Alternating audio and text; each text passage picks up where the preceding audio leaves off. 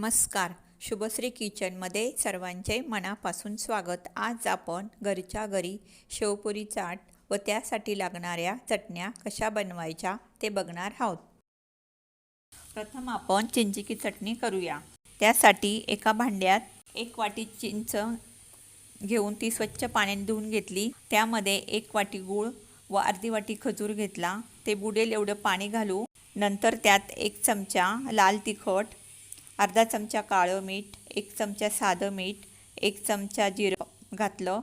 आता हे पातेलं आपण गॅसवर ठेवून या पाण्याला एक उकळी आणायची व उकळी आल्यावर आपण हे थंड करायला ठेवूया.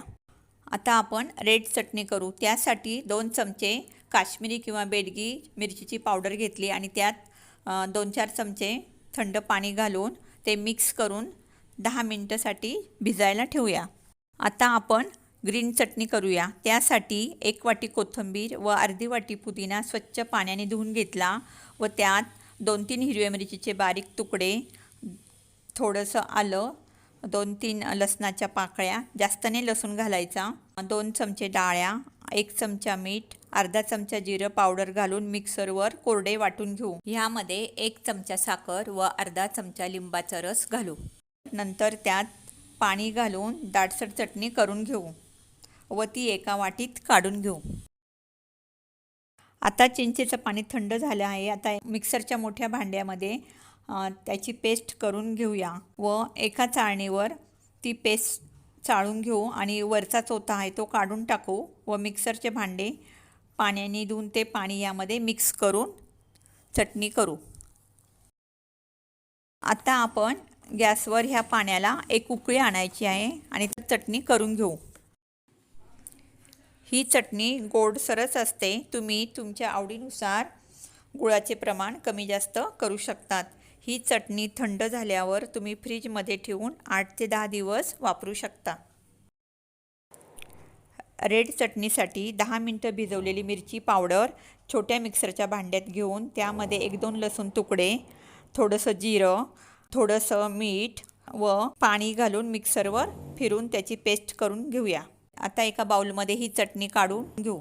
आता आपण पिवळा बटाटा करून घेऊया. त्यासाठी कढईमध्ये थोडंसं तेल गरम करून गॅस बंद करायचा. त्यामध्ये थोडीशी हळद घालायची, चवीप्रमाणे मीठ घालायचं व बटाट्याचे बारीक तुकडे करून ते परतून घ्यायचे. आता सर्व चटण्या तयार करून झाल्या. आता आपण शेवपुरी सर्व करूया. त्यासाठी एका प्लेटमध्ये पुऱ्या घेतल्या आहे. ह्या पुऱ्या मी घरीच केल्या आहे. याचा व्हिडिओ तुम्ही आपल्या चॅनलवर बघू शकता. शेवपुरीसाठी बारीक चिरलेला कांदा, कोथिंबीर, पिवळा बटाटा व चाट मसाला घेतला आहे. पिवळा बटाटा चमच्याने थोडा स्मॅश करून घेऊया. आता आपण सर्व पुऱ्यांवर चमच्याच्या साहाय्याने बटाटा घालून घेऊया. त्यावर चिंचेची चटणी, नंतर कांदा, कोथिंबीर, शेव, हिरवी चटणी, लाल चटणी व थोडासा चाट मसाला घालूया. वरून थोडीशी कोथिंबीर घालून सर्व करूया. तुम्ही तुमच्या आवडीनुसार चटणीचे प्रमाण कमी जास्त करू शकता. शेवपुरीसाठी नॉयलन शेव वापरता, पण मी घरीच केलेली घालते आहे. आपण जे चटणीमध्ये जिरा, पुदिना, काळं मीठ, कोथिंबीर घातली आहे त्यामुळे ह्या चटण्या पाचक होतात व चव पण छान येते.